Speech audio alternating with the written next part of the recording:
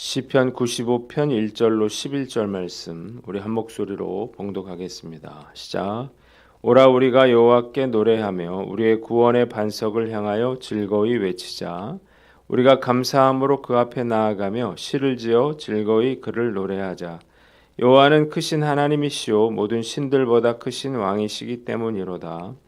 땅의 깊은 곳이 그의 손안에 있으며 산들의 높은 곳도 그의 것이로다. 바다도 그의 것이라 그가 만드셨고 육지도 그의 손이 지으셨도다. 오라 우리가 굽혀 경배하며 우리를 지으신 여호와 앞에 무릎을 꿇자. 그는 우리의 하나님이시오 우리는 그가 기르시는 백성이며 그의 손이 돌보시는 양이기 때문이라. 너희가 오늘 그의 음성을 듣거든 너희는 무리와에서 같이 또 광야의 마사에서 지냈던 날과 같이 너희 마음을 완악하게 하지 말지어다. 그때 너희 조상들이 내가 행한 일을 보고서도 나를 시험하고 조사하였도다. 내가 40년 동안 그 세대로 말미암아 근심하여 이르기를 그들은 마음이 미혹된 백성이라 내 길을 알지 못한다 하였도다. 그러므로 내가 노하여 맹세하기를 그들은 내 안식에 들어오지 못하리라 하였도다. 아멘. 오늘은 시편 95편 말씀을 가지고 크신 하나님을 노래하라 이런 제목으로 묵상 나눔 하도록 하겠습니다. 오늘 본문 두 부분으로 나눠서 생각해 봅니다. 먼저 1절로 5절 말씀입니다. 2절을 봅니다. 한번 따라해 봅시다. 우리가 감사함으로 그 앞에 나아가며 즐거이 그를 노래하자. 시인은 구원의 반석이신 여호와께 우리가 즐겁게 여호와를 찬송하고 또 소리 높여 외치자 이렇게 말하고 있습니다. 이유가 나와 있습니다. 3절에 하나님은 크고 위대하신 분이시기 때문입니다. 하나님은 모든 신들 중에 가장 뛰어난 그러한 왕이십니다. 여기서 신은 인간들이 만들어낸 그러한 이방 신들을 가리키는 말로 시인은 하나님이 그 어떤 신들과 비교할 수 없는 가장 위대하신 왕이라 이렇게 선포하고 있습니다. 두 번째 하나님의 창조주 되심 때문인데 그 4절로 5절 나와 있죠. 우리가 하나님을 찬양하고 소리 높여 외쳐야 하는 이유는 하나님께서 우주 만물을 창조하셨기 때문입니다. 땅의 깊은 곳도 그의 손에 있다고 했습니다. 산의 꼭대기도 그의 것이라고 했고 바다도 그의 소유라고 했는데 이것은 하나님이 천지 만물을 지으시고 그리고 그것을 다스리시는 주권자라고 하는 사실을 보여주는 것입니다. 하나님께서 천지 만물의 창조주이시고 통치자이시기에 마땅히 피조물된 인간은 그 하나님을 찬송하며 경배할 수밖에 없다는 것입니다. 한번 따라해 봅시다. 하나님에 대해 깊이 알아가라.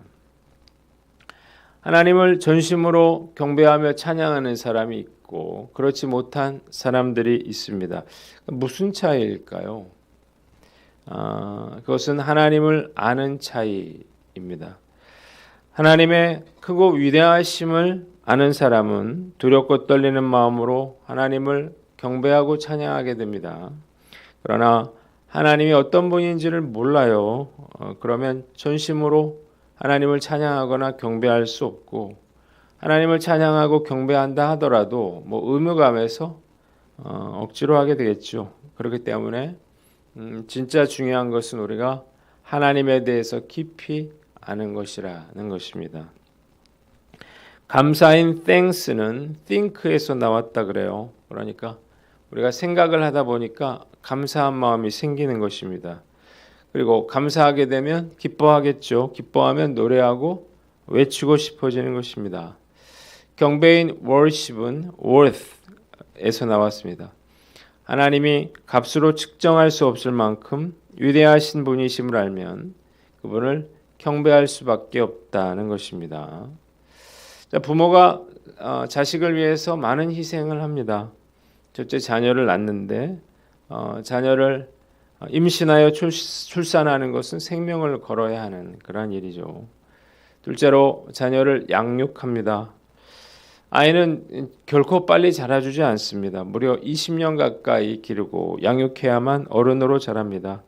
부모는 많은 희생과 헌신으로 자녀를 양육하죠. 그런데 자녀들은 부모의 헌신과 희생에 대해서 잘 알지 못합니다. 기억하지 못하기 때문인데, 그래서 감사하기보다 불평하는 것입니다. 요즘 부모들은 자녀들에게 뭔가 큰 거를 기대하지 않죠. 그러나 자녀가 부모의 희생을 당연하게 여기고 또 감사할 줄 모를 때 부모는 큰 상처를 받게 됩니다. 반면에 자녀가 그 부모의 사랑과 희생을 인정해주고 감사하는 마음을 갖는다면 부모는 크게 기뻐하고 즐거워할 것입니다.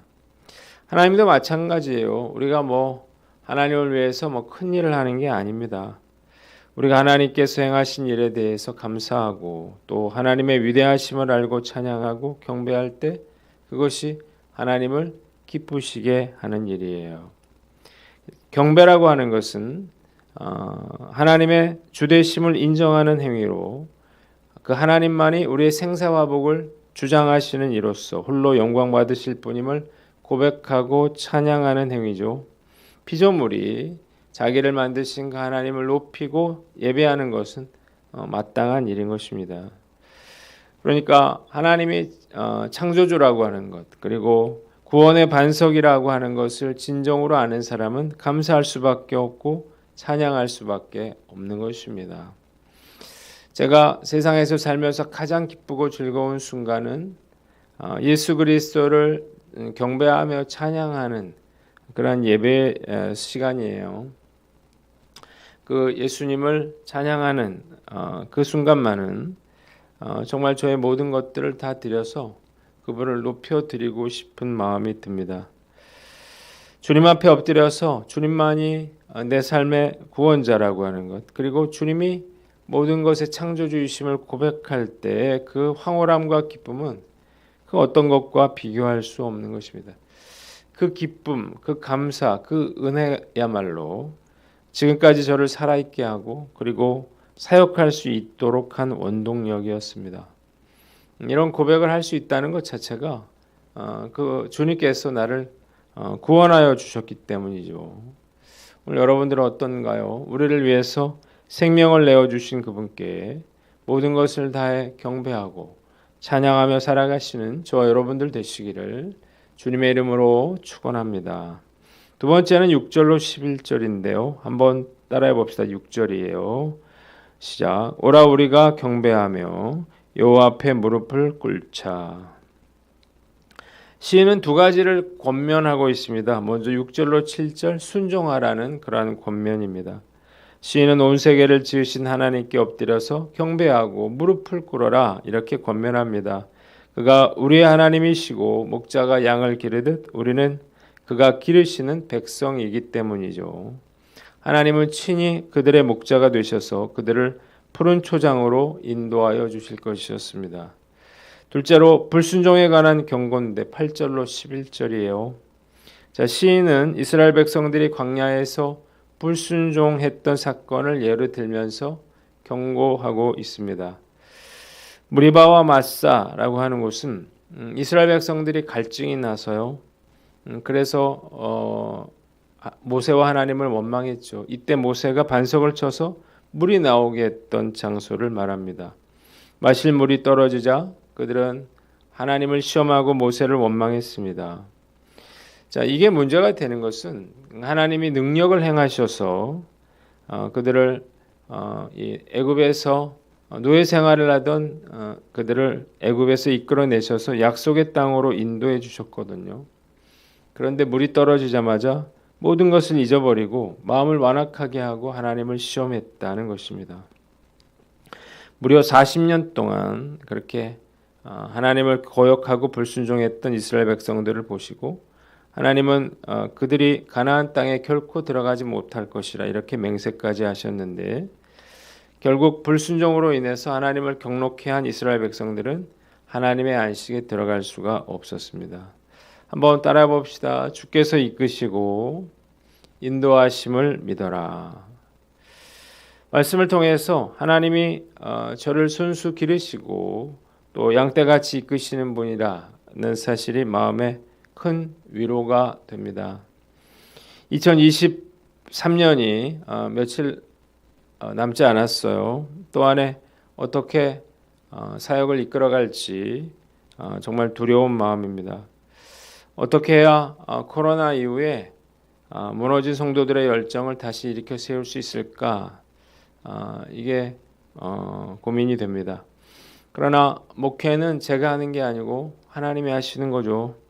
엊그제 성탄 예배를 드리면서 다시 한번 깊이 깨달았습니다. 제가 할 일은 주님께서 이끄시는 대로, 인도하시는 대로 그렇게 따라가는 것입니다. 두려움과 걱정과 염려를 떨쳐버리고 그냥 차근차근 그 뒤를 따라가면 되는 것입니다. 2024년도에 제가 해야 할 가장 중요한 사역은 제자훈련 사역을 재개하는 것이라 저는 이렇게 생각이 들더라고요. 힘든 상황들이 있지만 제자훈련 사역을 통해서 다시 무너졌던 교회의 기틀을 다시 일으켜 세워서 맡겨주신 사명을 잘 감당해 나갈 것을 다짐해 봅니다. 두 번째는 하나님을 시험하지 말아라는 것입니다. 한번 따라해 봅시다. 하나님을 시험하지 말라. 이스라엘 백성들은 뭐라고 말을 했냐면 여호와께서 우리 중에 계신지 안 계신지 알 수가 없다. 이렇게까지 말했습니다. 이거 하나님을 시험했죠. 이것은 하나님을 진노케 하는 그런 일이었습니다. 정말 오랜 시간 그들이 광야에서 지냈기 때문인데 그러나 이런 모든 이적에도 불구하고 그들은 하나님의 신실하심을 또 하나님의 능력을 의심했어요. 시험했어요. 그래서 죄를 저지르고 말았습니다. 말씀을 통해서 이스라엘 백성들처럼 하나님을 신뢰하지 않고 의심하는 것이 곧 하나님을 시험하는 것이라 이는 사실을 깨닫게 됩니다. 그런데 사실 저도 이스라엘 백성들과 별로 다를 게 없는 것 같아요. 많은 그러한 기적과 기도 응답을 경험했으면서도 조금만 힘들고 어려워지면 불평과 원망이 생기기 때문이에요. 자, 나이를 먹을수록 오히려 더 믿음이 없어지는 것 같아요.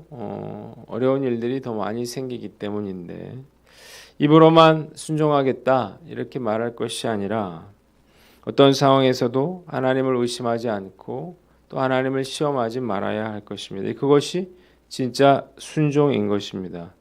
하나님을 시험하는 것이 죄라고 하는 것, 그리고 하나님의 증거를 의심하는 것은 그분을 모독하는 것이라고 하는 사실을 알고 물이 떨어졌을 때마다 그렇게 습관적으로 하나님을 원망하고 불평했던 그런 이스라엘 백성들처럼 우리가 그렇게 하나님을 시험하지 않도록 늘 깨어있는 저와 여러분들 되시기를 주님의 이름으로 축원합니다.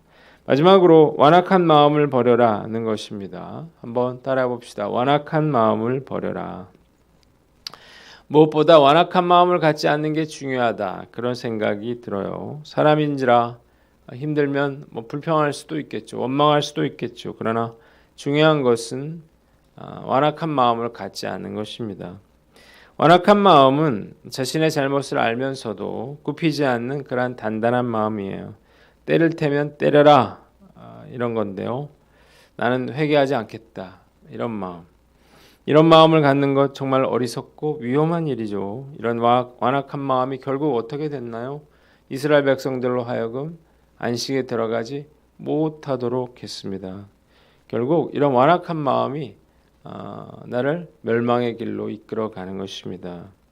죄를 지었더라도 자신의 잘못을 깨닫고 회개하고 돌이키면 하나님은 얼마든지 우리의 죄를 용서해 주십니다. 하나님은 우리를 정말 사랑하시기 때문인데 그러나 죄를 짓고도 회개하지 않고 또 돌이킬 것을 경고하셔도 이를 무시하면 결국 은혜의 촛대는 넘겨지고 심판을 피할 수가 없게 되는 것입니다. 정말 두렵고 무서운 일이죠. 이런 완악한 마음이 생기지 않도록 우리가 잘못을 했다면 즉시 회개하고 하나님 앞에 늘 부드러운 마음을 가지고 살아가시는 저와 여러분들 되시기를 주님의 이름으로 축원합니다. 기도하겠습니다. 하나님 아버지, 우리가 하나님을 더 깊이 알아가게 하여 주시고 우리가 완악한 마음을 갖지 않도록 늘 순종하며 살게 하여 주시옵소서.